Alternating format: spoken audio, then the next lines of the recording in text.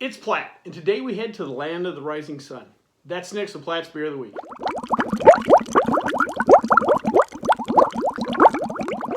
So the particular beer we have today is Sapporo Premium Lager. Comes to us from the fine folks at Sapporo Brewing.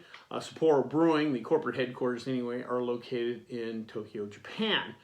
Sapporo is part of not just a brewing conglomerate, but a big corporate conglomerate. They're part of something, and forgive me for my enunciations on some of these words, Mitsui Kiriutsu. Apparently the term Kiriutsu refers to kind of corporate conglomerate or whatever, and Mitsu is supposedly the name of that. Unlike AB InBev, Carlsberg, Heineken that are brewing conglomerates, Sapporo is part of just an overall industrial conglomerate. Apparently this company also owns parts of Toyota, Japan Steel, banks, insurance companies, so it's even more corporate than AB InBev and those companies, but we won't hold that against them. They currently have breweries, of course, in Japan, but also Canada, Vietnam, Germany, and here in the U.S. Now, as far as Sapporo Brewing, the brewing arm, the beer itself, the company started all the way back in 1876. Apparently, and I know I'm going to butcher this name, apparently the Kaiuchi, hopefully I'm saying that right, yeah, government, it's a professional government of the big North Island of Japan. Their professional government wanted to create economic development, so one of the things was a brewery.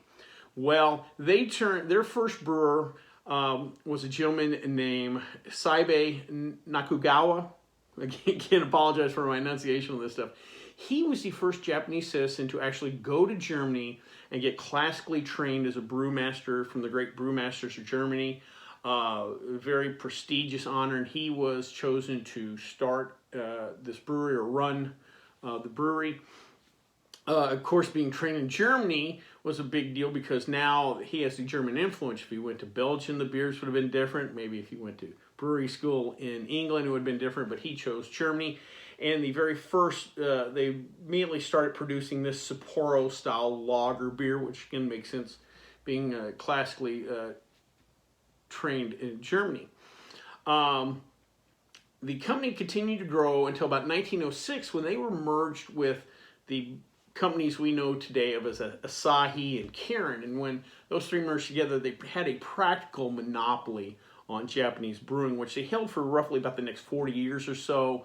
It wasn't until after World War II in 1949 that the companies then were kind of split up. Sapporo was actually brewed by someone else for a while, and it wasn't until 1964 that the Sapporo name, as far as brewing, there was always a Sapporo beer, but as far as Sapporo Brewing, that did not come back to around 1964.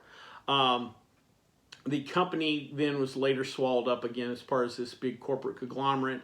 They decided to keep growing the brewery. Eventually in 2006, they bought a Canadian brewery called Sleeman. Now, Sleeman had produced their own line of beers, but more importantly, they had distribution rights to a lot of beers, especially some of the classic American brands like Stroh's, Pabst, and the Pabst line. So that made it an even more valuable piece for them.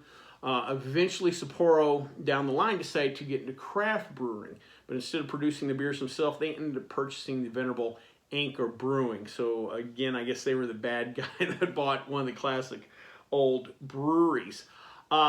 Here in the U.S., this beer, if you get Sapporo here in the U.S., it's produced in their La Crosse, Wisconsin brewery. That's where their brewery here in the U.S. is.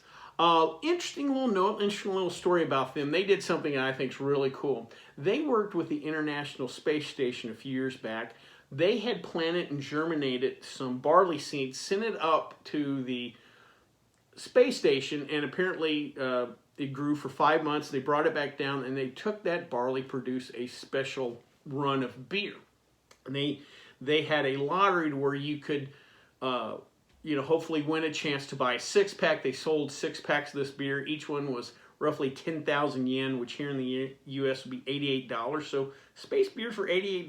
Yeah, I kind of get it. Real quick, let's talk about some of their other beers. Again, because they own other breweries, their Sapporo's line is actually kind of small. They have, of course, the Sapporo Lager. Next, they have Sapporo Pure, a 4% ABV beer. It's their Michelob Ultra. I guess the best way to state that. Again, a lot of other companies are producing these, I guess, ultra-light type of beers. Next is Sapporo Black, a 5% ABV. This is a classic German black lager. That is a German style. And again, Sapporo does the lager thing. This is the only dark beer they have in their portfolio. Next is Sapporo Light, 3.9% ABV. It's their light beer. This beer's been around for about 30 years or so, so it obviously predates the Pure. And lastly, they have Sapporo Reserve, 5% ABV. It's an all malt beer. The rest of these are kind of in the strain of a typical American lager, that they're an adjunct lager. This is actually something breweries here in the U.S. used to do, have kind of their premium beer that was an all malt beer, wasn't an adjunct beer. I know Coors had a product like that for a while. Anheuser-Busch has played with something like that for a while. Miller, I don't remember them doing an all malt beer, but anyway, that is what the Reserve is their true all malt beer, no adjuncts. Well, before we try this particular beer though, let's check out the stats.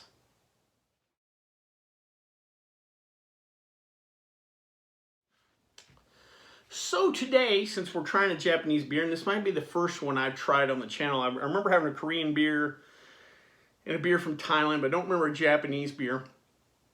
I thought I'd talk a little bit about the Japanese craft brewing industry.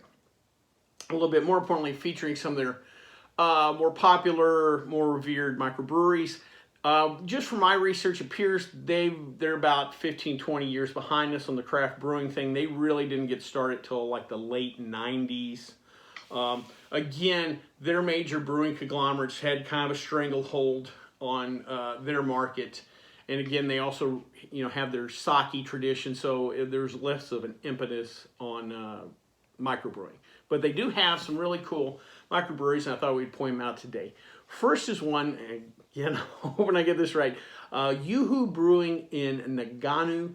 The brewery started in 1996. The push behind this, the gentleman that started this brewing apparently was an exchange student here, came over here to the U.S. And when he came back, he was kind of like, well, hey, you won't believe what these guys got in America. They got craft beer with all these different flavors and stuff. And he set off to create his own microbrewery. Next is Mishu Brewing in Osaka. They started in 1997. Now this one I'm a little jealous of. Apparently the brewery was started by a father who, for a gift, gave his two daughters their own microbrewery. I guess the young ladies were interested in brewing, and Dad just bought them a brewery. Dad, if you're watching this. Next is, well, I'm not sure I'm saying this right. Kuchi, Kaiuchi Brewing. It has an interesting history. This actually dates all the way back to 1823, but they produce sake for well over 100 years. But eventually, by 1996, they decided to switch over to brewing beer. And they're actually one of the more, probably to me, the best known of the Japanese microbrewery. They have the beer Hitachino Nest. You've probably seen some of their beers. They have the little owl, a circular owl as their logo. And they have several really good beers, so definitely check out their products. And lastly is a brewery named Baird Brewing in, let me make sure I got this right, Shizuku. It didn't start till 2001, and it has the notoriety as being, at the time it was open, the smallest brewery, licensed brewery in Japan. Now, I didn't find any research on how small it was, but I know here in the U.S., several breweries have started off as small as, these nano breweries, one barrel. I want to say even Dogfish Head might start off. I think they start off on a 15-gallon system, one of those Sabco 15-gallon systems. So be interested to see how small is small over there. Well, enough about a Japanese craft beer. Let's try a big Japanese beer.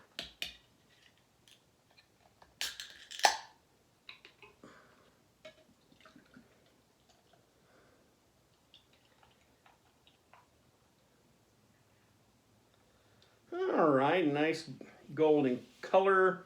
Not quite a finger of really white head, plenty of bubbles.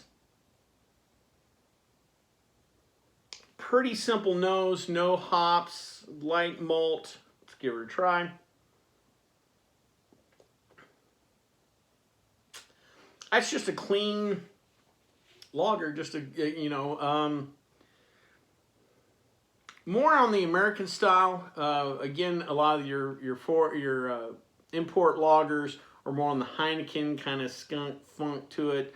A lot of that does, you know, have to do with the green bottles a lot of them come in. This is more of a kind of traditional lager.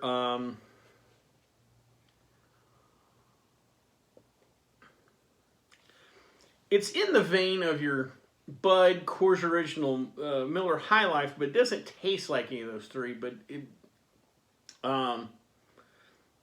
does have a little more mouthfeel than a light beer. But there's nothing substantial about it. Very short kind of finish to it, but a clean, easy enough drinking beer. You know, good kind of backyard lawnmower beer, I guess is the term to say. Well, I hope you liked this video. If you did, please subscribe down below. Also, please like the video because it lets YouTube know we're putting out good content. If you have any questions, comments, concerns, please leave them in the comment section, or you can always contact me on the Twitter page. Till next time, bottoms up.